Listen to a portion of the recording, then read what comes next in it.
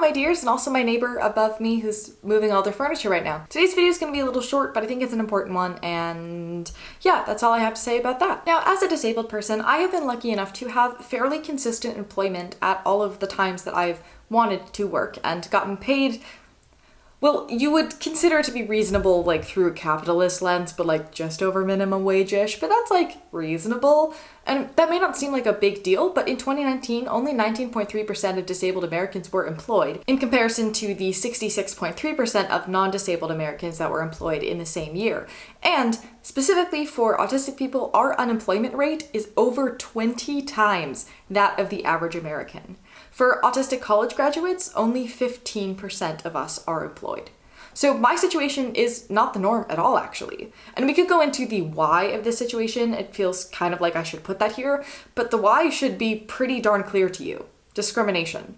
When somebody walks into an interview with a visible disability, or they struggle with eye contact, or miss critical social cues, they're immediately taken out of the application pool.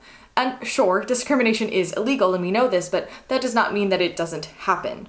You aren't required to explain why you choose not to hire somebody, and if you do, she doesn't seem like a good fit, or, well, they didn't have the qualifications, is accepted as a valid answer, often without any question. Also, many employers require a valid driver's license and the ability to lift 40 pounds in order to hire somebody or to work at the company, for some bizarre reason.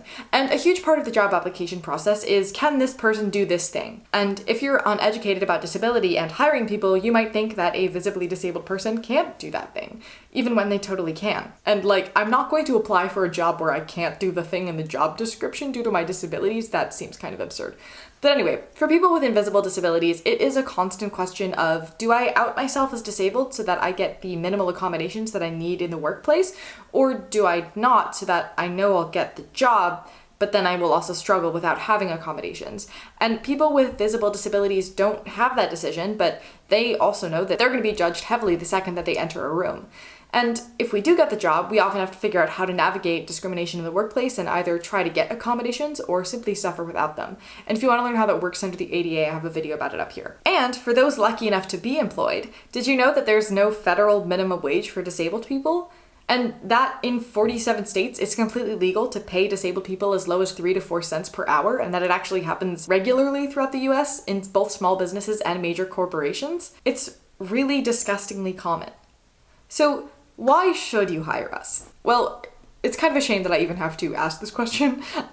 We're obviously human beings who need to make a living too, and we deserve to be hired just as much as anybody else, and that reason alone should be enough reason to hire us. But since people tend to see us as more of a barrier in the workplace than actual human beings, let's talk about why disabled people make some of the best employees. First of all, and most importantly, due to the nature of being disabled in a world that rarely even tries to be remotely accessible for us, we are very good at problem solving and getting creative. It's the only way that we've been able to even vaguely survive in the world. So if you hire us, you will have somebody who's great at figuring out how to do things in unconventional ways and problem solving.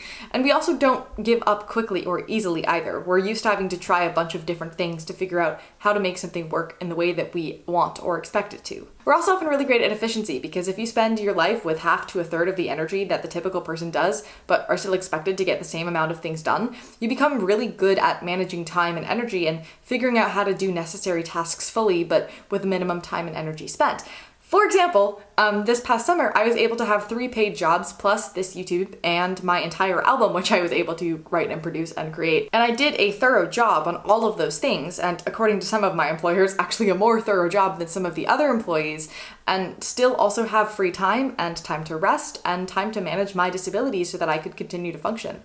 Autistic people specifically have been noted to have superior attention to detail, focus, and expertise on topics, as well as loyalty, honesty, and acceptance in comparison to their autistic or non-autistic counterparts in the workplace. So, while you may be thinking, but our company isn't accessible for disabled people, now's your time to change that. First of all, because the Americans with Disabilities Act requirements are a thing, but also because 20 to 25% of the US population is disabled. So you probably have some of us working in your workplace right now, and we're struggling anyway. You just don't know about it. Accessibility and acceptance helps everybody. And again, this video is turning out to be much shorter than I expected to be when I started writing it, but honestly, there isn't a whole ton to say on this topic other than disabled people aren't being hired, we aren't being paid properly, and we need to be.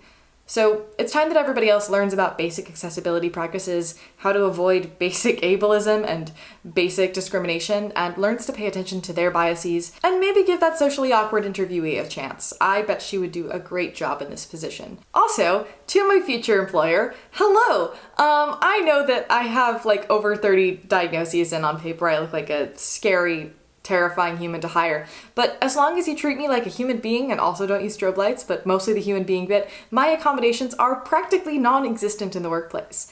Genuinely. Like, I just need snacks and some breaks.